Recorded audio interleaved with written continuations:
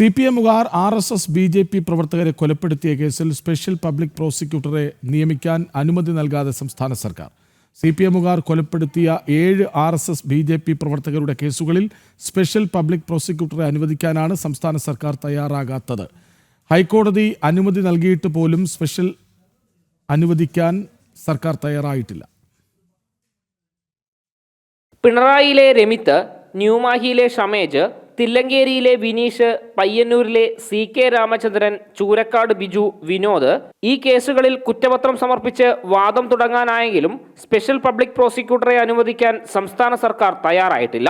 CPMുകാരായ കൊലയാളികളെ സംരക്ഷിക്കാൻ വേണ്ടിയാണ് സംസ്ഥാന സർക്കാർ ഇത്തരമൊരു നിലപാട് സ്വീകരിക്കുന്നത് എന്നാണ് ഉയരുന്ന വിമർശനം. ഇരട്ടത്താപ്പ് സമീപനമാണ് സംസ്ഥാനം ഭരിക്കുന്ന സർക്കാരിന്റെ ഭാഗത്തു നിന്ന് ഉള്ളത്.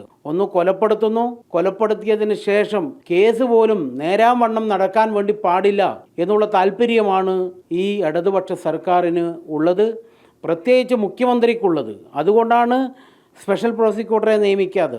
നേരത്തെ പോപ്പുലർ ഫ്രണ്ട് ഭീകരർ പ്രതികളായ കണ്ണവത്തെ ABVP പ്രവർത്തകൻ ശ്യാമപ്രസാദിനെ കൊലപ്പെടുത്തിയ കേസിലും സ്പെഷ്യൽ പബ്ലിക് പ്രോസിക്യൂട്ടറെ വെക്കാൻ സർക്കാർ തയ്യാറായിരുന്നില്ല.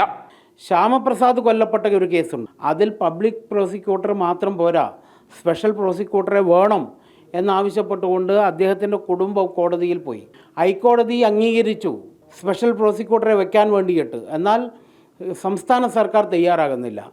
അത് CPMൻ്റെയും SDPയുടെയും ഒരു രാഷ്ട്രീയ ഒത്തുകളിയുടെ ഭാഗമായിട്ടാണ് എന്നുള്ളത് BJPക്ക് സംശയമുണ്ട്. സർക്കാർ കാണിക്കുന്ന പക്ഷപാതപരമായ നിലപാടിനെതിരെ പ്രതിഷേധവും ശക്തമാണ്.